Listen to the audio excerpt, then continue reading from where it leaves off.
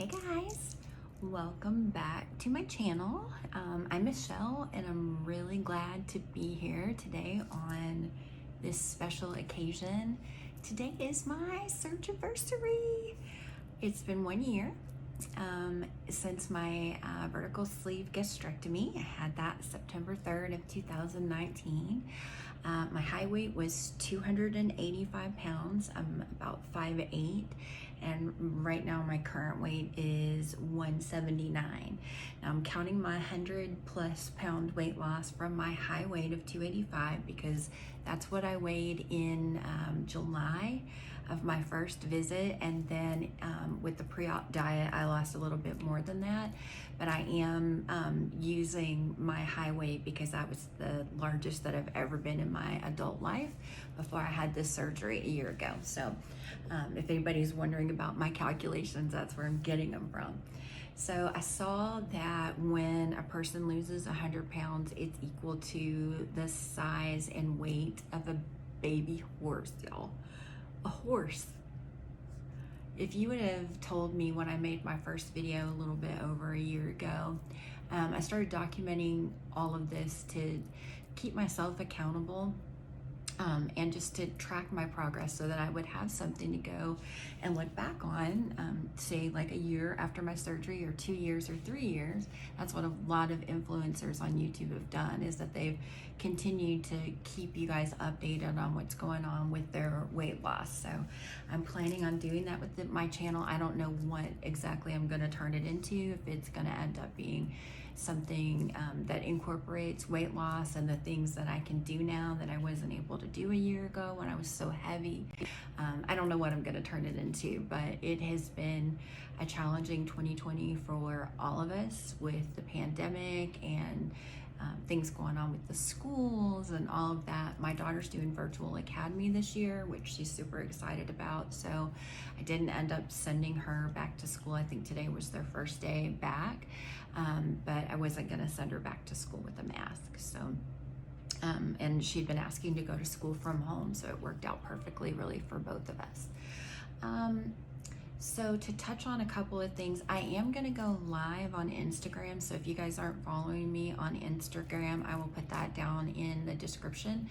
But I always put it in all my videos. It's gastric_sleeved_superwoman on Instagram.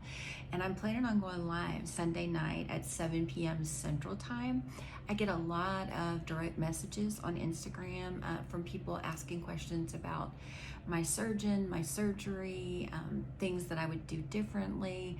So I decided that I'm gonna go ahead and do a live on Instagram and allow the people that are either thinking about the surgery to type me questions in real time and I can answer them, to have them, ask me questions about, what would I do differently, things that I would change. So I'm planning on doing that on Sunday night, this Sunday, which I believe is the 6th. I think. Yeah, the 5th is Saturday. I'm gonna do that Sunday night at 7 p.m. Central Standard Time over on my Instagram. So you guys feel free to come over there and follow me. If I had to document some of the things that I would do differently, I think I would probably start with what I took in my hospital bag.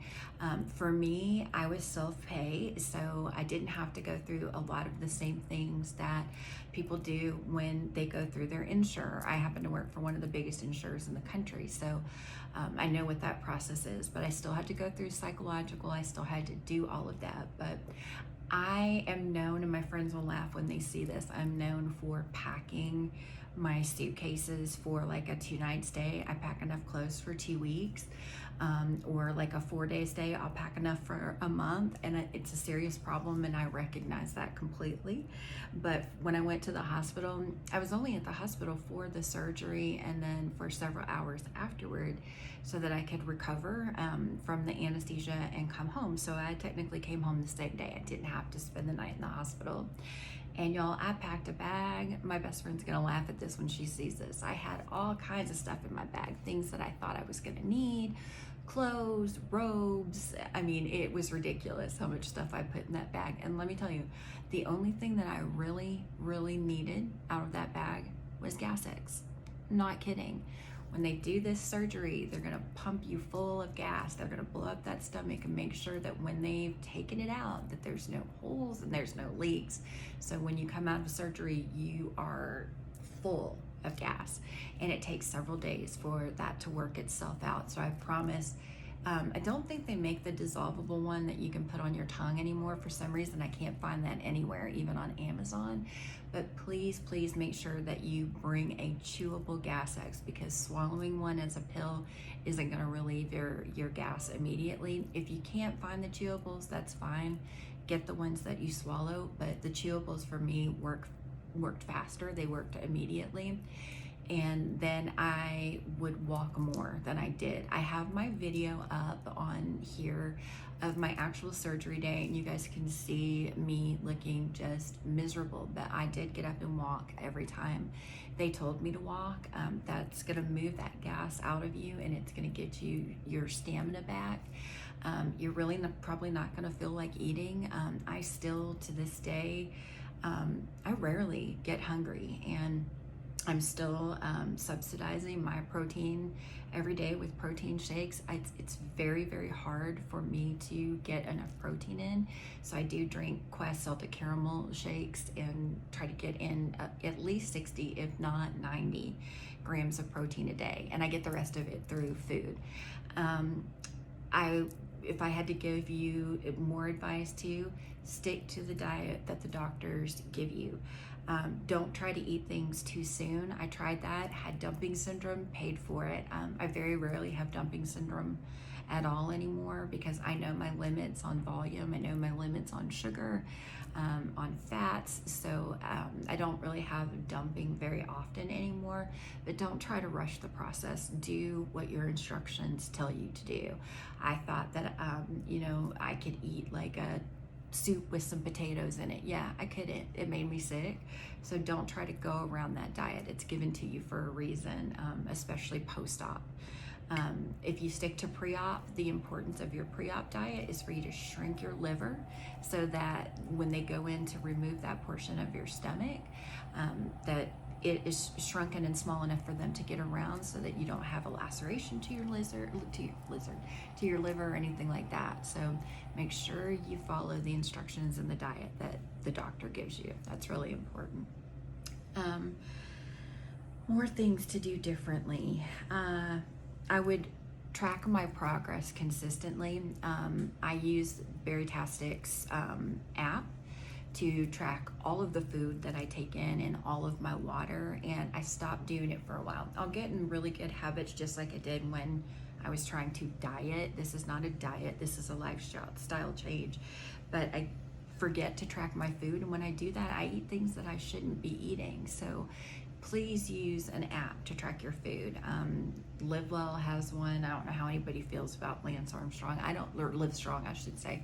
I don't use that one. I use Berrytastic's because it tracks the protein, and most all of the foods that we eat on a bariatric diet are already included in that app, so you don't have to worry about loading foods.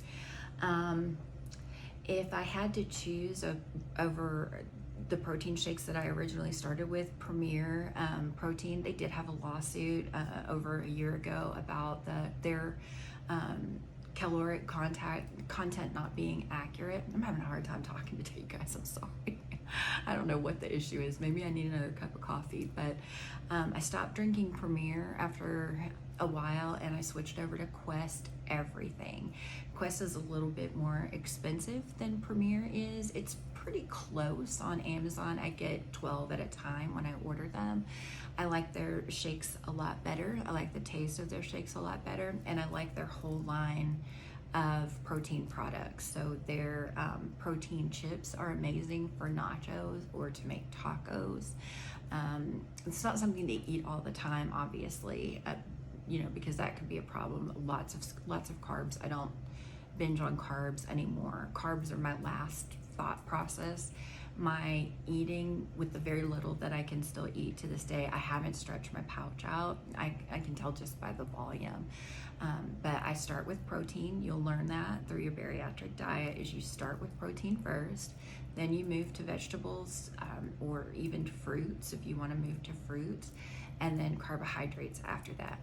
One thing I will say is I eat protein oatmeal for breakfast because I like to have some sort of a carb at breakfast. I make a lot of boiled eggs in my air fryer, but just Quaker's high protein 10 gram oatmeal is what I eat. It's actually a larger portion and it's got a high protein count. Now the calories are high, it's got sugar in it, so if you're trying to avoid sugar altogether or if you're trying to eat keto, that's not going to be the choice for you. Kodiak Cakes, I eat their muffins, their little premix in the little cup and make it in the microwave. I eat their muffins and I eat their pancakes with sugar-free syrup. So Kodiak Cakes makes a lot of things that we can eat that are high protein. Choc Zero is still my favorite keto-friendly, bariatric-friendly chocolate. You can find it on their website, choczero.com. I love their dark chocolate and I love their milk chocolate, and it's got, they're made with monk fruit, so you don't have to worry about the sugars, and there's not a lot of sugar alcohol either.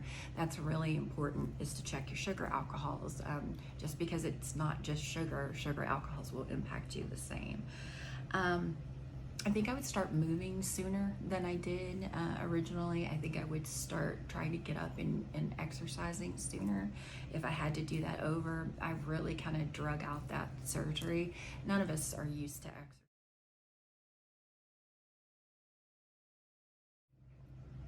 Wow, my video stopped because I got a call coming in, but what I was saying is I bought too much pre-op. I bought too many soups. I bought things that that are still sitting in my cabinet. I bought way too much. Your taste buds will change, so wait until after this surgery, and then you'll know, what you can tolerate, because there are things that I used to love before I had the surgery that I can't stand now. So don't stock up on a bunch of protein powder. Don't stock up on a bunch of protein drinks. Most of them are pretty good. Don't stock up on a bunch of different kinds of soups and things like that. I way overdid it in my bag, and I way overdid it stocking up on soups and liquid. Keep some chicken broth and some beef broth, and that's really about all you'll be able to tolerate for the first couple of days. And then you'll notice that your taste buds change, and you may not even like the shakes that you had before surgery. So I have got to run out to the doctor, but I did want to just make a video today on my Surgiversary. Happy Surgiversary to me. Happy 103-pound weight loss. I can't believe it. I didn't know if I was going to be successful with this, and let me tell you, I had some setbacks along the way. I wasn't perfect. I wasn't in compliance all the time, but here I am, 103 pounds lighter, doing things that I never dreamed that I would be able to do even a year and a half ago. So I'll touch more on things that I would have done differently. I'll actually make a whole video about that so that I can plan it out and talk through with you guys what I do. Just again, reminder, on Instagram, I'm going live Sunday night at 7 p.m. Central Standard Time. Gastric Sleeved Superwoman is my Instagram, and I'm going to answer real-time questions about the surgery because I get a lot of direct messages on Instagram asking about it. So be there, be square, come over there and follow me. Thanks a bunch, you guys. I hope you have a great day, and I'll make another video soon. Bye, guys. Subscribe. Forgot to tell y'all that. Subscribe, turn your notifications on, and I'll try to do better about posting videos. Thanks, everybody. Have a great day.